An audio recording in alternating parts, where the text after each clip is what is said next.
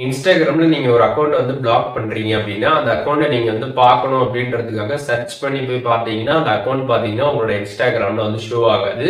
நீங்க பிளாக் பண்ணனால அந்த அக்கவுண்ட்ட பார்த்தீங்கன்னா, சர்ச் பண்ணி உங்களால வந்து பார்க்க முடியாது. இப்போ நீங்க இன்ஸ்டாகிராம்ல இந்த பிளாக் பண்ண எல்லா அக்கவுண்ட்ஸுமே நீங்க வந்து பார்க்கணும் அப்படின்னு நினைச்சீங்கன்னா, அதை எப்படி வந்து பார்க்கறது அப்படின்றது தான் இந்த வீடியோல பார்க்க போறோம். பார்க்கறதுக்கு முன்பாக சேனலை சப்ஸ்கிரைப் பண்ணிடுங்க. பெல் ஐகானை கிளிக் பண்ணி ஆல் அப்படின்றத செட் பண்ணிடுங்க.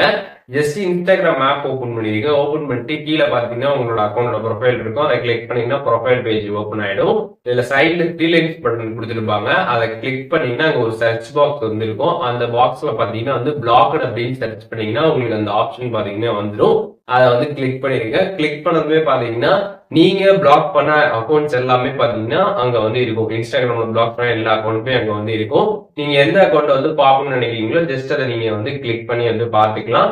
சோ இப்போ இந்த வீடியோ மூலியமாக இன்ஸ்டாகிராம்ல பிளாக் பண்ண அக்கௌண்ட்ஸ் எல்லாம் எப்படி வந்து பாக்குறது அப்படிங்கறத டீடைலா தெரிஞ்சிருப்பீங்கன்னு நினைக்கிறேன்.